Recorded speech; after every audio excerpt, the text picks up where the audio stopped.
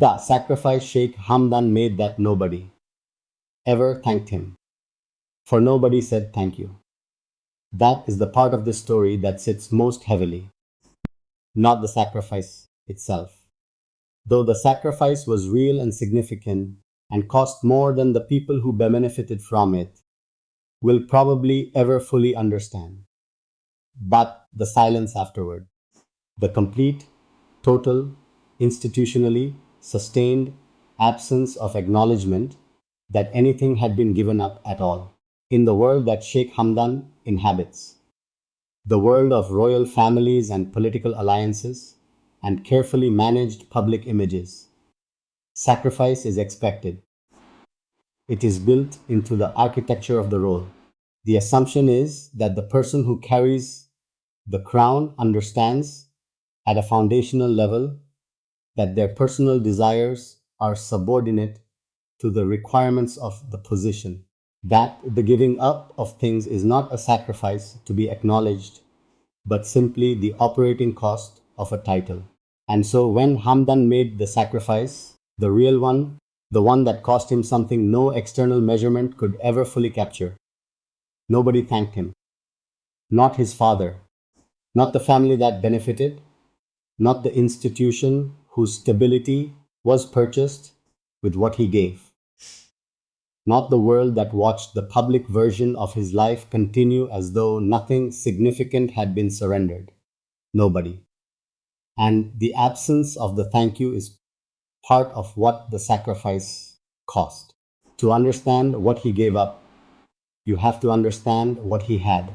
Not the official things, not the title, the position, the wealth, the public admiration that are the visible contents of his life and that the world is familiar with. What he had privately, the woman he had chosen with full awareness of the risk, the home he had built with genuine intention, the promise he had made with the specific seriousness of a man who did not make promises carelessly and who understood what keeping this one was going to require. The children who existed as the living proof that the chapter was real, that for a period of time, Hamdan had been living a life that was genuinely his own rather than the one that had been designed for him. He had all of that, and he gave it up, not all at once. That is the detail that most people miss when they think about sacrifice in the context of royal life. They imagine a single dramatic moment, a decision made, a door closed, a life altered in one clear instant. But the sacrifice Hamdan made was not like that. It unfolded over time, in stages, each stage requiring a new giving up of something specific. First, the choice to re enter the official arrangement that his father required. Then, the agreement to let the woman step back from the visible part of his life. Then, the acceptance of the children's distance, not their absence from his heart, which was never going to be accepted, but their absence from the daily texture of his life that had briefly included them. Then the return to the public role in its full form, with all of the performance and management and sustained composure that the full form requires. Each stage was a separate sacrifice, and each one happened without acknowledgement from anyone in a position to offer it. His father required the sacrifice. That is the beginning of the accounting. Sheikh Mohammed looked at the political landscape and made a calculation and arrived at a conclusion that required his son to dismantle the most real chapter of his private life and return to the positioning that served the family's interests. That calculation may have been correct in strategic terms. It may have been the right decision for the stability of the crown and the future of Dubai and the long term interests of a royal family that has to think in decades rather than in the personal time of individual lives. But correct decisions can still cost real things. And the thing it cost was Hamdan's.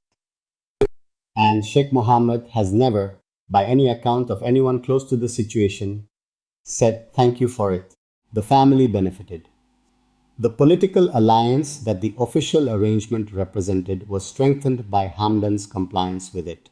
The image of the royal family, stable, united, above the complications of private emotional lives that might otherwise become liabilities, was protected by the sacrifice. The people in whose interest the sacrifice was made gained something real from it. They gained the public version of the crown prince continuing in his role without the destabilizing visibility of a private life that did not fit the official story. They gained the management of a situation that had been threatening to become unmanageable. They gained the specific benefit that comes from having someone in Hamdan's position choose, when the choice became clear, the crown over the life he had been building. And none of them said thank you. The world does not know enough to say thank you. That is the one category of non acknowledgement that has an explanation. The world sees the public version of his life, sees the composed, graceful, poetic crown prince who skydives and writes beautiful things and carries himself through every official appearance with the dignity that the role requires.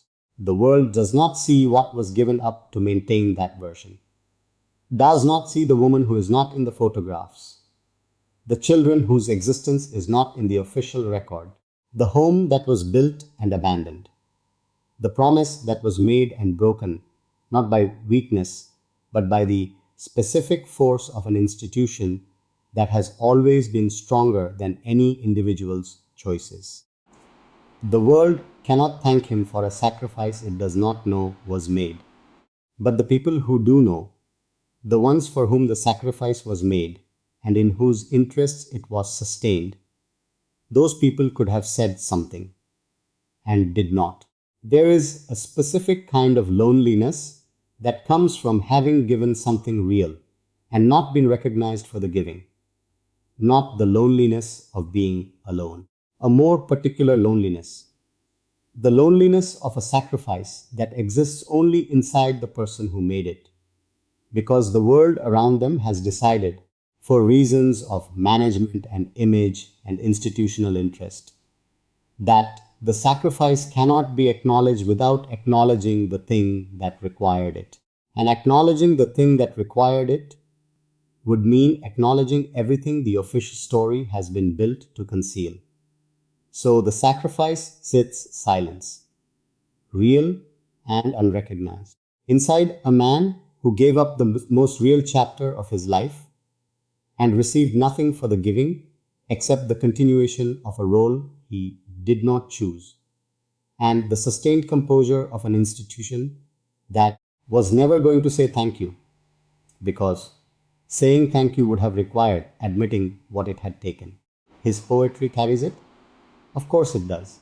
The work of a man who has made a sacrifice that cannot be acknowledged in any other language eventually makes its way into the only language he has always been permitted to be honest in.